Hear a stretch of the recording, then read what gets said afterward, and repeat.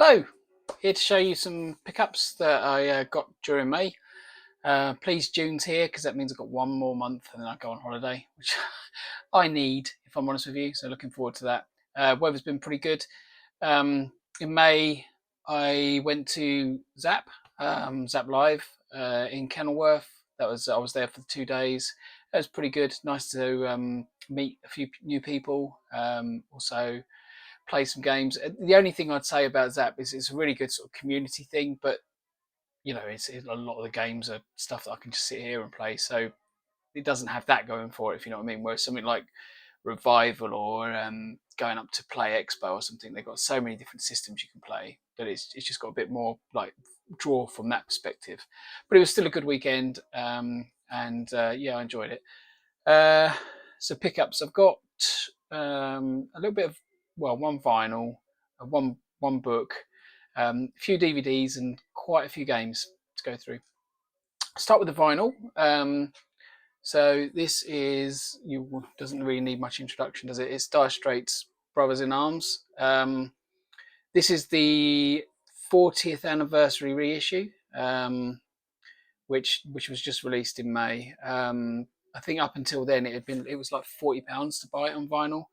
A new print, but for some reason they've done the 40th year anniversary one, and it's 28 quid. So I waited, and yeah, I've been listening to it quite a bit. It's as good as I remember. It's an album that Dad had back in the day, and I'm pleased to add it to my collection. Books, because there's only one. So book, not books. So continuing my Peter F. Hamilton collection, I have got Pandora's Star, which actually is the first one of his that I read.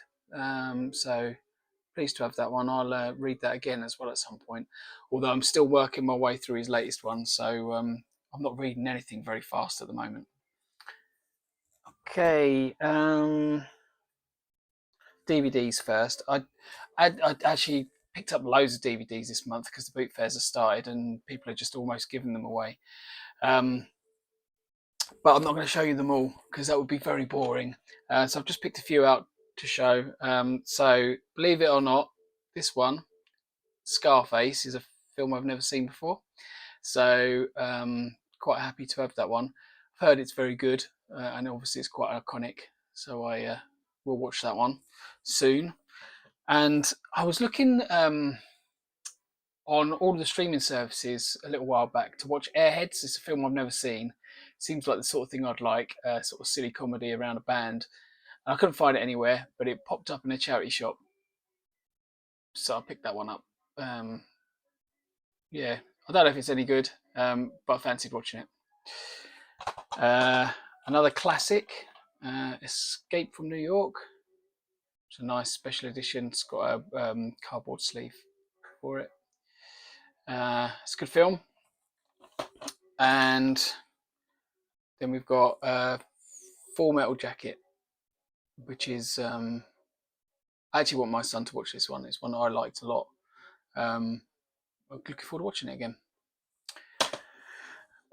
Two more actually. No, yeah, two more. The Never Ending Story. Yeah, I liked this when I was a kid. I even read the book, and did have an end, strangely. But I enjoyed the book. I think the film was good from what I remember. I know there's that really sad bit with the horse in the swamp, but yeah, I'll watch it again, and worth having in the collection, I think. And then finally, I'm going to try and pick up all of these Naked Gun. So this is Naked Gun 2.5, which was the second one. Possibly the funniest. I can't remember really, but I'm going to pick up the others. There's a new one coming out with Liam Neeson in the role of Frank Drebin, so that'd be interesting. Don't know what I make of that really, but I will probably watch it. Okay, right, gaming related stuff. So first off, there was a new issue of Freeze. This is really good. It's covering two new games actually in this one. So you've got this cover game, which is Infestation, which I'm definitely going to have to pick up. Looks very good. But also a little mini golf game, which I thought looked really cool as well. So I'll pick that one up too. Also, all the usual really good interviews and stuff in there with the developers, and there's the diaries. You've got Julian Rignall does his rundown of some crap games from Zap, which is definitely my cup of tea. Yeah, and interestingly, it's got a feature in it by Chris Stanley, who was a developer at Psygnosis, and he's now making some games for the Commodore 64. And he was at Zap. I actually went to his talk, which was pretty cool. Speaking of Zap, there was a commemorative issue for that too, which I know it says £2 on it, but it was actually free for attendees. So that's like a little keepsake, really. Okay, some actual games. So I've picked up quite a few. Quite a few of them at Zap. There was a few traders, not lots, but Ken's from Cytronic was there, so he had all of his new Commodore 64 releases there. And the Retro Computer Museum from, is it Leicester? They were there too, and they had a selection of games for sale. So I did pick up a selection. So I'm going to start off with Super Gridder by Terminal Software. No idea about this game. I'm assuming it's going to be like a grid runner type game. I haven't looked into that. Yeah, it's quite interesting, old school artwork on there. It's Clam. I'm not too keen on clams. A lot of people like them, but I just find them a bit. They normally break. These sort of sleevey covers get all perforated and bubbly and horrible. They're not really for me, to be honest. But it is what it is. No manual for this one, but the cassette. Look inside there. It's got a label on it, and that label says G&M Software, Hadley Lanes, London Road, Hadley, Essex, with a couple of phone numbers. So if anyone ever bought computer games for G&M Software Computer and Software Centre from Hadley Lanes, yeah, comment below. That'd be quite nice to hear. Maybe this was even your copy of Super Gridder at some point. So there you can just. No, is that zooming?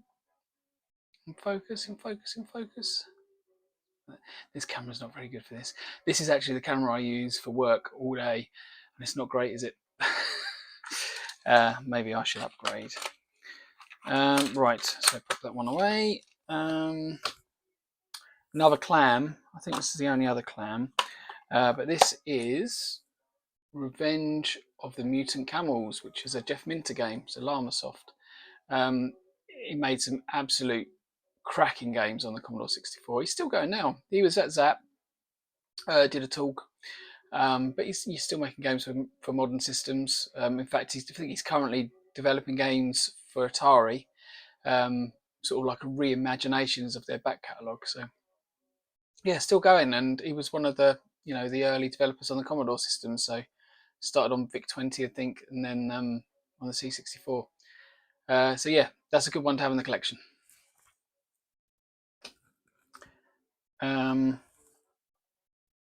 Then we got Way of the Tiger, which was a Gremlin Graphics release. I think it's just a standard fightery type thing. I can't remember if I played it before or not, but this was in JC's bargain bin on Retro Games, so I picked it up from there. It's actually a double cassette game as well. So one game across two cassettes. Yes, you've got Master Program, Samurai, Sword Fighting. So you can see on there that one. I don't know if you can see. It's labelled just this side. Samurai Sword Fighting on that one, and then on the other side it says Pole Fight. Oh, it's really hard to show you this stuff, isn't it? Pole Fighting. And the main tape being Master Program, and then Unarmed Combat, which means that it's probably got a lot of loading. Oh well. I'll save them for a second. So yeah, keep going with the 64 old games. So we got Bug Squad. I think it's going to be centipede type game. Really hard to get you. Sorry about the glare. Can you see that artwork? That, yep. So I picked that one up mainly because I like the way it looked. I do like a crap game. And then I've played some Cuthbert games before. This Cuthbert in the Jungle, which I don't think I've done. So we'll see what that one's like. 120 screens. We've got Z or Z, depending on your flavour, by Rhino, which looks like a spacey shooter thing. Scramble by Rabbit Software. So yeah, it'd be one of the many Scramble clones that came out in the early 80s. But I do like to have the Rabbit Software games, so this is a good one for the collection. Getting there. We've got Quattro Firepower. So up there on the shelves over there, I've got actually they're over. Can you probably can't see? Can you? They're about there, up. They're my Quattro collection there. So this one's not going to fit. So I need to deal with that. But this is Quattro Firepower. So it's got 4 games: Poltergeist, MiG-29, Laser Force, and Terra Cognita. Then we've got another one from Softtech called Revelation.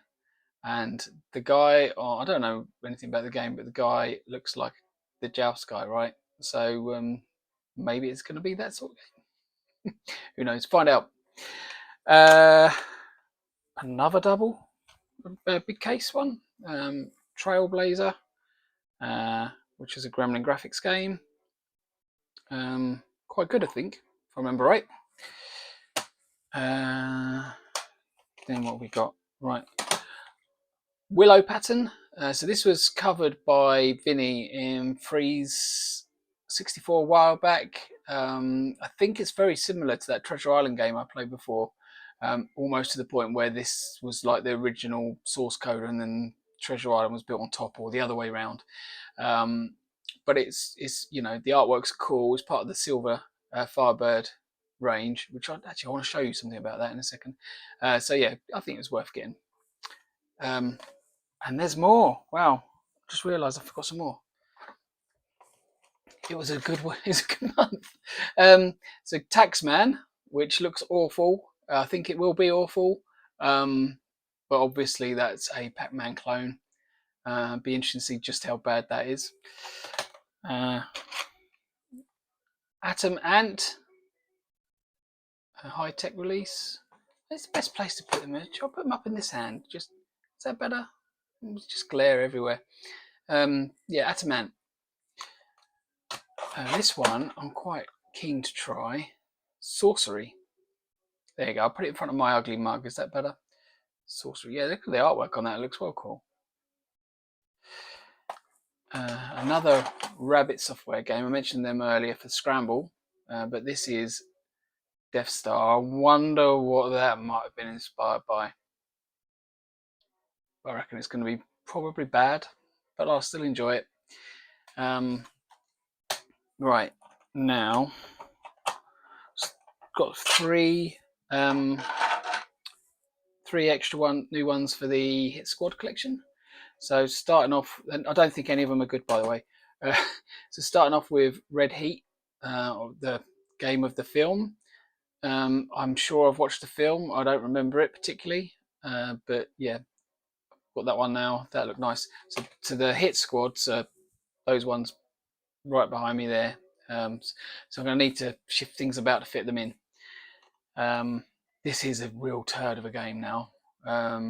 Not the game itself. I mean, the arcade was brilliant, wasn't it? But the C64 conversion in particular is absolutely terrible. But you've got to have it, Chase HQ. And at some point, I'll have to play it. And then finally, another film one is Cobra, which it's a good game on the Spectrum. As far as I'm aware, it's a bad game on the Commodore 64. I haven't tried it. I will. at some point. Then I got 3 new releases, which I bought from Ken's at Cytronic. So 2 I already had, but I had on the cartridge, and I think I just had to get these collection ones really. So it's Harharagan, which I think is the right way of saying it. And if you look, here's the reason why these are all labelled, and this is number 1.